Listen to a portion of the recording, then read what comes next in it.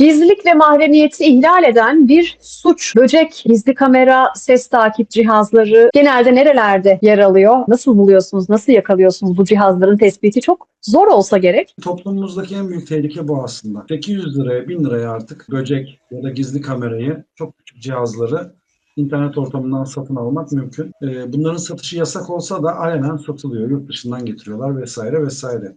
Tabii ki artık hiçbir yerde güvende değiliz biz, biliyor musunuz? Bir otel odasına gittiğinizde mesela aynanın arkasında olabilir, duman dedektöründe olabilir, herhangi bir yerde gizli kamera olabilir.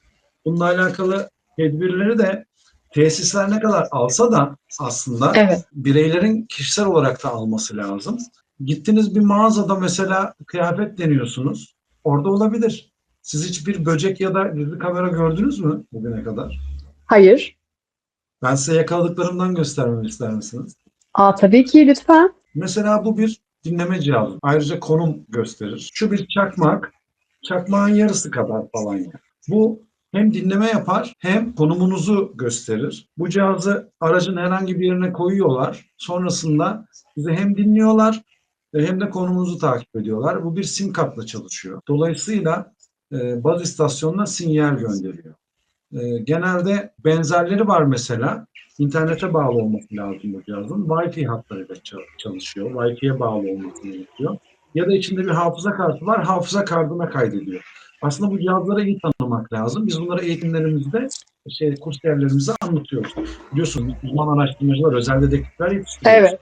Bunların alanında uzmanlar. Yani uzmanlık alıyorlar.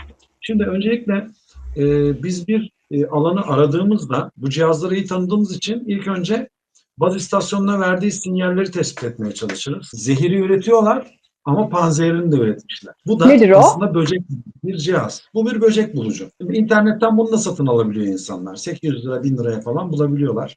Şöyle bir anteni var. Anteni açıyorsunuz. Cihazın üzerindeki düğmesine bastığınızda cihaz açılıyor.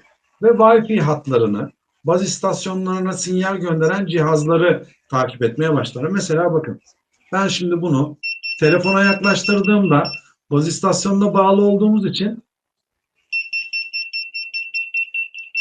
buradaki Evet. şeyi de yakalıyor. Mesela oradaki hattı da yakalıyor. Yani bir soyunma odasına ya da bir otel odasına girdiğinizde çantanızda böyle ufak bir cihaz var ise bu cihazla odayı bir arayın. Aradığınızda sinyal veriyorsa orada hemen üzerinize çek düzen verin. Direktman otel güvenliğini, resepsiyonu ve polisi haberdar edin. Odanızı gelip arasınlar. Çünkü biz otel odalarında biliyorsunuz tatile gittiğimiz için biraz böyle sere serpe oluyoruz. Sizden önce odayı kullanan müşteri de kötü niyetli bir insansa böyle bir cihazı odaya bırakıp görüntülerinize ulaşıp internette servis edebilirler. Otelin yönetiminin de bundan haberi olmayabilir. Kötü niyetli bir misafir de sizden önce odada kalan bunu yerleştirmiş olabilir. Ben insanlara korku pompalamak istemiyorum ama bu artık çok ciddi Evet, bir bunlar tehlike. var. Evet, bunu Var yaşayan mı? ailelerde geçen zamanlarda Yani olmuştu. Peki ben şeyi merak ediyorum. Hı, mesela hı bu hı, bizim hı hı. yakaladığımız bir cihaz. Yani buna benzer bir sürü cihazlar var. Ben şimdi size bir cihaz göstereceğim. Şöyle, bunda da çok marka görünmesin. Böyle bir cihaz bulduk ya. Yani nasıl bir yokluk? Adam bunu duman dedektörünün içine koymuş. Kamera mıdır o? Enteresan. Nedir? Nedir o? Anladır da şimdi nasıl bir telefonun artık şekline baktığımızda markası, modeli belli oluyor. Evet. Bunu da çok fazla göstermek istemiyorum. Çünkü yani reklama girmesin.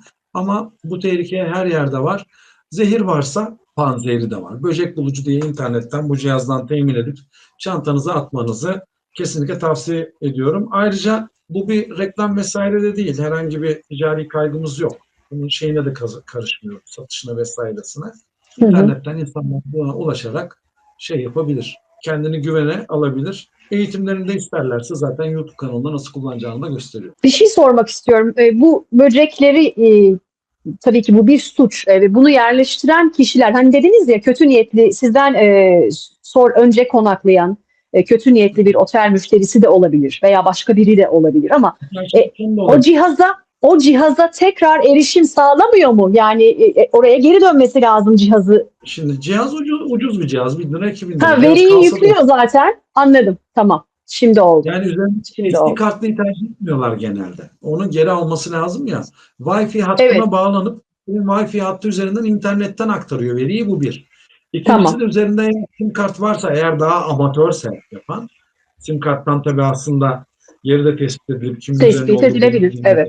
Normal görüntüyü internet üzerinden de aktarabilir.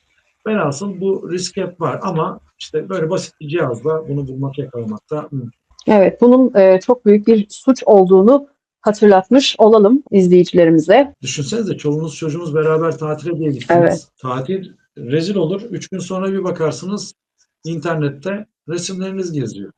Fotoğraflarınız, videolarınız. Allah muhafaza. Bu tarz cihazları eşler birbirleri için kullanıyorlar mı? Karşınıza neler çıkıyordur kim bilir diyeceğim. Yani kullanıyorlar ama bu ciddi bir suç. Kişisel verileri hukuka aykırı elde etme ve yayma suçunu işlerler. Konut dokunulmazlığını ihlal suçunu işlerler. Haberleşmenin gizliliğini ihlal suçunu işlerler. Aldatılan eş içinde bulunduğu ruh hali dolayısıyla her şeyi göze alır. Bu benim eşimdir, ben bunu yaparım kardeşim der. Kime ne der? Ama medeni Evet. kanuna göre çalışırken Türk Ceza Kanunu'na göre suç işler. Kocam ya diyor, kocam ben diyor telefonuna bakamaz mıyım arkadaş diyor. Ben de kocamın telefonunu karıştırırım.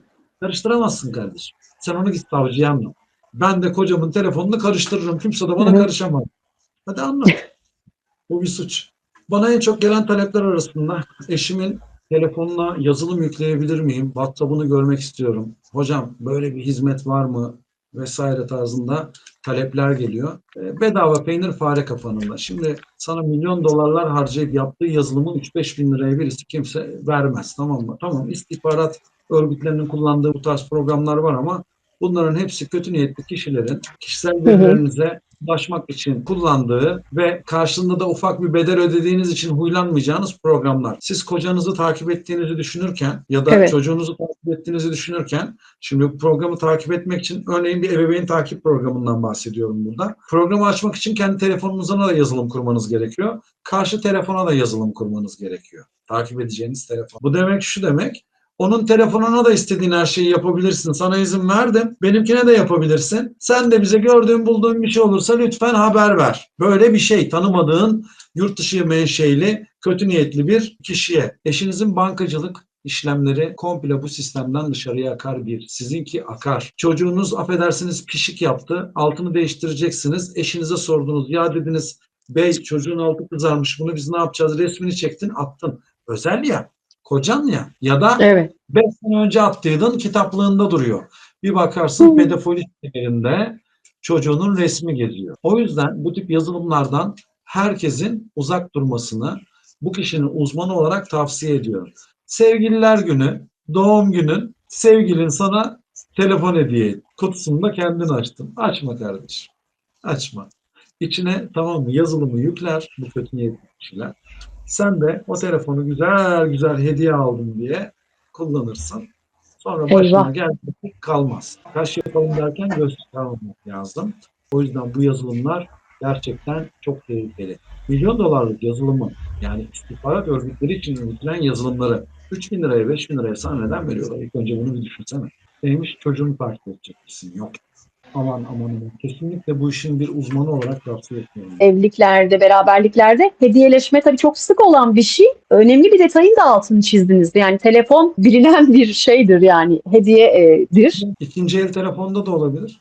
Ben biliyorum şimdi, Hmm. ya kutusu açılmamış diyor abi diyor. Ben açtım jelatinini diyor. Ya arkadaşım, sahte para üretiyorlar. Jelatin kaplamakta ne var telefonun üzerine? Adam sıfır telefonu satın alıyor. Bu çıkan Pro bilmem neler var ya. 10 bin lira altına bu yazılımı yükleyerek telefoncuya satıyor. Kutusu falan her şeyi var içinde. Sen de gidip spot ürün diye alıyorsun. Yazılım telefonun içinde. Jelatini de sen açıyorsun. Ambalajını da sen açıyorsun.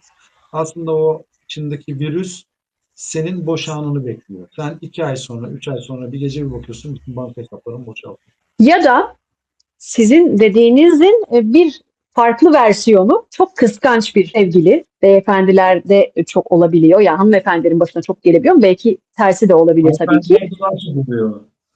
Hanımefendiler daha güzel.